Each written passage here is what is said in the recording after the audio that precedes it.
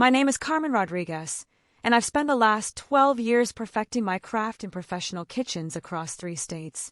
From prep cook in a hole-in-the-wall taco shop to sous chef at a Michelin-starred establishment in San Francisco, I've earned every knife cut and burned scar on my hands. What most people don't know is that I've also been quietly investing my earnings, building a real estate portfolio that would make most financial advisors weep with envy. 6 months ago, when my brother Daniel called asking for help with his new wife's restaurant venture, I should have seen the red flags. But family is family, and Bella Vista needed an experienced kitchen manager to get off the ground. "Carmen, you're a lifesaver," Daniel had said that first day, his relief evident as he showed me around the spacious kitchen.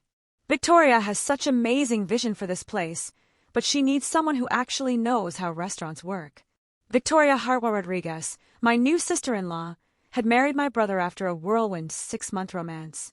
She came from old money, the kind of family that had trust funds and summer homes but had never worked a day in food service. Her idea of restaurant experience was eating at expensive places and watching cooking shows. The building itself was gorgeous, a converted Victorian mansion in the historic district with soaring ceilings, original hardwood floors, and enough charm to make any restaurateur drool. Victoria claimed her family had connections that helped secure the lease, though she was always vague about the details. From day one, I threw myself into making Bella Vista succeed. I redesigned the kitchen layout for maximum efficiency, trained the staff on proper food safety protocols, and created systems that could handle both our intimate dinner service and the weekend brunch crowds. My specialty was farm-to-table cuisine, and I'd spent years building relationships with local suppliers who could provide the freshest ingredients. "Chef Carmen, the Meyer lemon delivery is here," called out Josh, one of our line cooks, as I finished plating the lunch specials. "And Mrs. Rodriguez wants to see you in the office." Mrs. Rodriguez. Victoria insisted the staff call her that, while I remained simply Carmen, or Chef to most of them. The hierarchy she'd established was subtle but clear. She was management, I was labor. I found Victoria in the small office off the main dining room, her perfectly manicured nails clicking against her laptop keyboard. She traded her usual designer dresses for what she probably thought looked like restaurant manager attire, crisp white button-downs and tailored black pants that had never seen a kitchen fire or suffered a grease stain. "Carmen, we need to talk about your attitude lately," she began without looking up from her screen. "Several staff members have mentioned that you've been overstepping your role."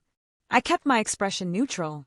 "Which staff members, and how exactly have I overstepped?" "Well, yesterday you changed the wine pairing for the salmon special without consulting me. And last week you made that decision about switching suppliers for the produce order. The wine pairing was changed because the Pinot Noir we had listed was corked. I tasted it myself, and it was undrinkable. As for the produce supplier, Martinez Farms called to say they had a late-season crop of heirloom tomatoes available at a great price. I made an executive decision to feature them in our evening specials, which sold out completely." Victoria's jaw tightened. "That's exactly what I'm talking about. Executive decisions are my job. You're here to cook, not to manage." Over the following weeks, Victoria's micromanagement intensified.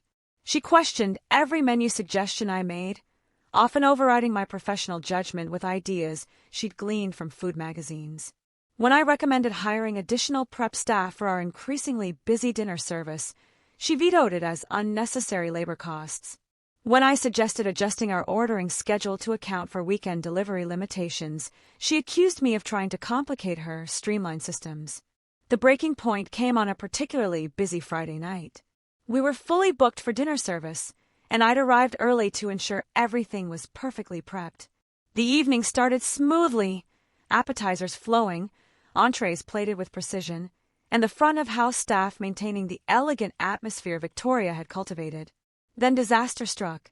The new server Victoria had hired against my recommendation, a college student with no fine dining experience, dropped an entire tray of our signature seafood pasta in the middle of the dining room. The crash echoed through the restaurant, and I watched from the kitchen pass as $28 plates of perfectly prepared linguine scattered across the floor. "Carmen!" Victoria's voice cut through the kitchen noise as she burst through the swing doors. "This is unacceptable. Your kitchen is clearly understaffed if we can't handle a simple dinner service." "Victoria, The kitchen performed flawlessly tonight. The issue was, don't make excuses. I've been watching the numbers, and our food costs are too high. Your fancy ingredient sourcing and overportioning are bleeding us dry. I felt the familiar heat of anger rising in my chest, but kept my voice level. Our food costs are within industry standards, and our portion sizes match the price points you set. If you want to discuss optimization, I have several suggestions I could. I don't want suggestions. I want solutions. And frankly, I'm starting to think we need a kitchen manager who understands that this is a business, not a culinary art project. The kitchen staff had gone quiet, pretending to focus on their closing duties while clearly listening to every word. Josh caught my eye and gave me a sympathetic look. He'd worked under enough bad managers to recognize the signs. The confrontation everyone had been dreading finally erupted the following Tuesday during our weekly staff meeting. Victoria had called everyone together in the main dining room: servers, kitchen staff, even the part-time dishwashers. She stood at the head of our largest table like she was addressing a board of directors rather than a restaurant crew. "I've been evaluating our operations," she began, her voice carrying that particular tone that meant someone was about to get thrown under the bus. "And I've identified several areas where we need to make changes to ensure Bella Vista's continued success." She launched into a presentation about streamlining efficiency and reducing redundancies that was clearly lifted from business school textbooks. Most of the staff looked confused. They were good people who worked hard and took pride in their jobs, not corporate executives who spoke in buzzwords. "Which brings me to our most significant staffing issue," Victoria continued, her gaze settling on me. "I've decided that our current kitchen management structure is no longer working for our needs." My stomach dropped, but I kept my expression carefully neutral. Around the table, I could see the staff beginning to understand where this was heading. "Carmen, while I appreciate your contributions during our opening phase, it's become clear that your management style doesn't align with our vision for Bella Vista's future. Your tendency to make unilateral decisions and disregard our established hierarchy has created confusion and inefficiency."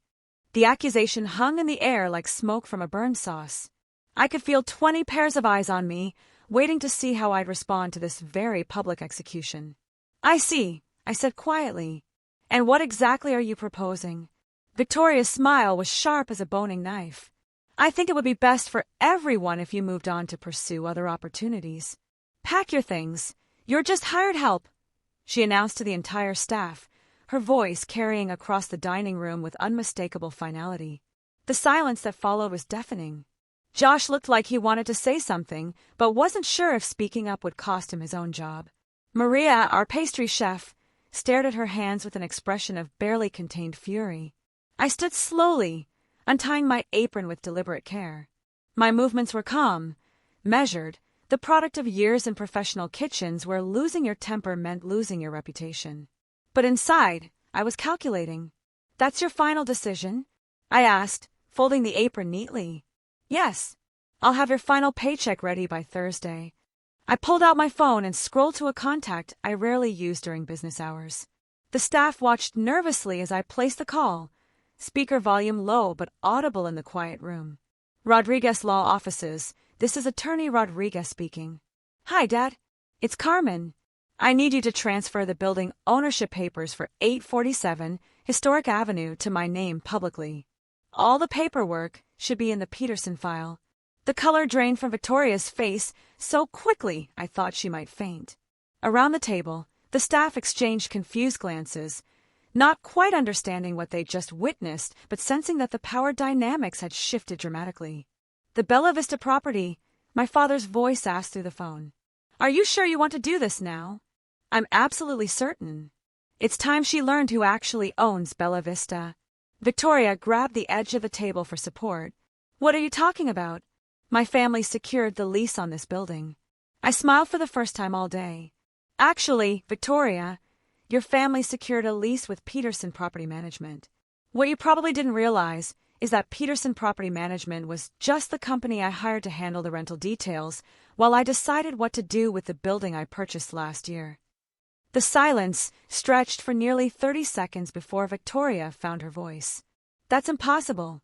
You're just a chef." "I'm a chef who's been investing in real estate for over a decade. This building came on the market 14 months ago. The previous owners were motivated sellers, and I got it for a steal at $800,000. When Daniel asked me to help with your restaurant venture, I thought it would be perfect. Help family while building equity in a prime location. Josh started to smile. Maria covered her mouth with her hand, but I could see her grinning behind her fingers. You can't evict us, Victoria stammered.